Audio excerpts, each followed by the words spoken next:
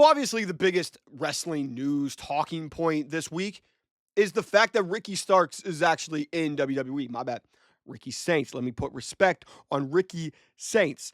And there hasn't been a ton of wrestlers that have went from AEW to WWE, but it's always a relatively big moment when it happens. So I wanted to go through today all of the wrestlers that have went from AEW to WWE and rank them in a tier list. Now, this tier list will be how WWE has positioned them, how WWE has booked them, not my personal preference, because then Ricky Starks would be S tier and Cody Rhodes would be D tier. You know what I mean? All right, so let's get into it. So I have S tier, A tier, B tier, C tier, D tier, F tier. I know that's a lot more tiers than most people do. And then do they count? So I put in 3 here. I don't believe that Thea Hale, Kiana James, or Cora Jade were ever contracted to AEW. So I'm not going to count them as AEW wrestlers. It's like, you know, it would be like counting the Young Bucks as WWE wrestlers because they had like a match on Velocity. I think that they never got out of the AEW Dark show. So I'm not really going to count those. So we'll talk about some of these here and talk about how WWE has positioned them. So we're going to start off with Andrade. So Andrade, I feel like WWE hasn't done a ton with Andrade back, and it's almost reliving the fear that we had with Andrade, because I actually think that his time in AEW was a lot better than his time in WWE. Obviously, the NXT run that he originally had in WWE was awesome, and then he goes to AEW. Some stop-starts, some up and downs. I mean, the whole Hardy Andrade family office was not great and just kind of messy. But then like he was in the C2 and he was phenomenal in the C2. I do think that Andrade, when you allow him to just showcase what an awesome fucking wrestler he is, he gets over with the crowd because he's just really, really special in the ring. Kind of showcases how great he was on NXT. And it looks like maybe now he's going to be with Zelina. So maybe if I made this video 2-3 months from now, maybe he's going to be positioned higher. But I think I can only give him a C. I feel like he hasn't done a ton. Unfortunately, he wasn't in the Royal Rumble. He's not bad by any means. He had the 7-match series with Mello, which was awesome. But he just hasn't really been given much of a story. B. Priestley, a.k.a. Blair Davenport, I'm going to say it's an F. It's an F. No diss to Blair. Once again, this is not on Blair. This is on WWE and how they have booked her in the company. Where I thought that this was going to be some big things. She obviously came from the NXT UK system. She was big way before that, though. And I thought that she was going to do some special stuff in NXT. That obviously didn't happen. She gets called up to SmackDown. Was used maybe like 5 times. That was it. They gave her basically no direction, and I have no idea why WWE does that. Like, gives a character, it calls them up, and then gives them no direction. They did the exact same thing with Dijak. It's very, very weird. CM Punk. Okay, so my problem with CM Punk here is just literally deciding between S tier and A tier. Because CM Punk, to me, is better in AEW. He had better matches. He had better moments. He felt more like CM Punk in AEW. In WWE, it's certainly been hit or miss, but a lot more hits than misses. I feel like for now, I've just put him S tier. They've done really well at just making him one of the top guys in the company. I do think that we haven't seen a ton of struggle for Punk outside of just being injured and missing time and missing Mania. But I am also excited to see if Punk loses that Elimination Chamber, the crash out, or the story that they can tell there.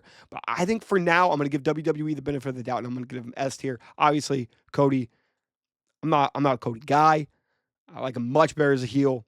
But obviously, the dude has to be number one. It's one of AEW's biggest fumbles. I'm going to have a video coming out about AEW's biggest fumbles. But he's been just the guy in WWE. Hey, finish the story. You can't argue against it. Dragon Lee, I think a C as well, man. They just have not utilized him that well. They're always like, oh yeah, this luchador is the next Rey Mysterio, so let's pair him with Rey Mysterio. And then you quickly figure out, like, Well, one, no, nobody's Rey Mysterio because Rey Mysterio is Rey Mysterio.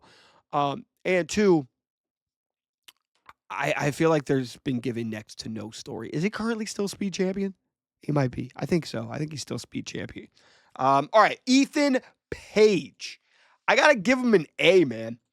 I mean, Ethan Page has knocked it out of the park. He's been far better utilized in WWE than he ever was in AEW. I know a lot of AEW fans are like, Ethan Page was never special. I saw a lot in Ethan Page. I loved him with Matt Hardy and Isaiah Cassidy. I think he's awesome now in NXT. Obviously, he's not this, go crazy 5-star classic guy, but he's already won the NXT championship.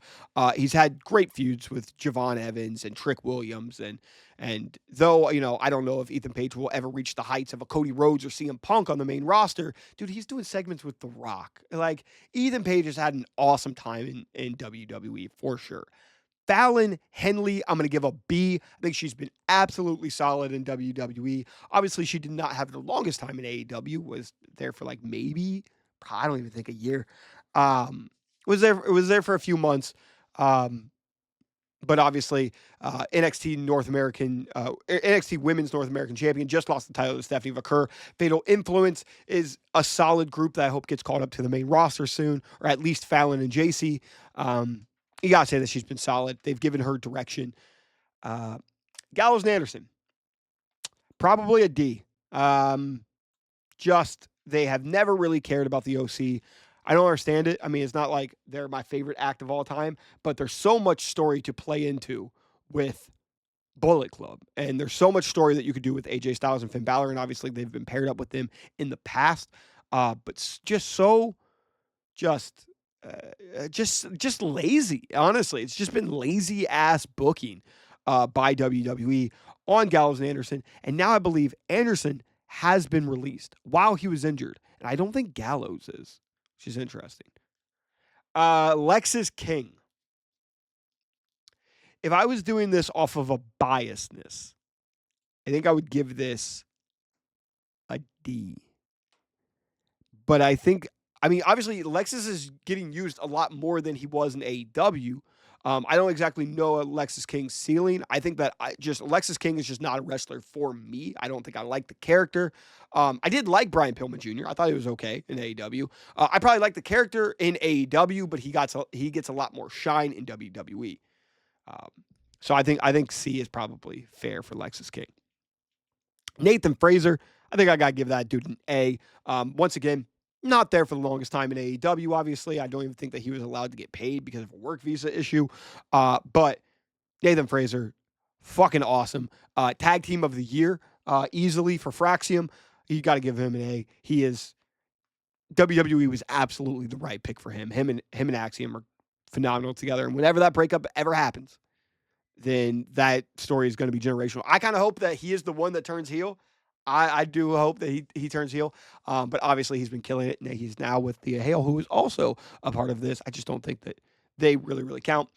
So let's go to Shawn Spears. I think that you can make an argument either way, that either AEW used Spears better or WWE used Spears better. I think that AEW used Spears better when he first came in. But now WWE is using him better than his end of his tenure in AEW. He's with Izzy Dame. He's got this weird, creepy cult group with Brooks Jensen and Nico something. It's probably a C as well for Spears. He just got the win on Channing Stacks Lorenzo. But I don't know. I see that, and maybe it's more of a trainer type role that he'll be in. I don't love the character personally in NXT. But I've never necessarily been a Shawn Spears guy. So even in AEW, he just didn't really do it for me. So this just may be a little bit of personal bias, but I wouldn't put him in B. I wouldn't say that he's had just as good of a run so far as like a Fallon Henley. All right, so now we get to Penta. We have some heavy hitters here as these three: Penta, Ricky Starks, and Jade Cargill. Penta's been used awesome. It's very, very early. And I think that for all three of them, you could probably put TBD, but certainly for the next two, you could put TBD. But I think so far for Penta, I'm going to have to put him S tier, man. I'm going to have to put him S tier because the dude is just over as fuck with the crowd. Obviously, with the merch stuff that they've already done with Penta, that's going to be huge. Just when you see when I've seen more of like casual people talk about Penta, and I've seen like the TikTok reactions, he's like everybody's new favorite. Like the Cero Miedo is just over as hell. His theme song is great. They got, I don't know if Def Rebel did it, but they got them to actually like dust off the cobwebs of a good song and actually created something good. It's very Rage Against the Machine-esque. Penta's been awesome. So very, very excited. It's very early, so I totally understand if somebody wants to put them A or even possibly B. But I think that they've done awesome work with Penta so far. I'm going to do Jade next and leave Ricky for the finale. So for Jade, this one's tough for me because I think that you can make the argument for A or B. I think when she first debuted, you were like, this is S. She's going to be champion. She's going to be the fucking star.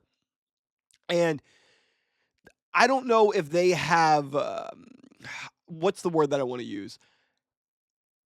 It feels like sometimes they make her too much of a background character, I guess.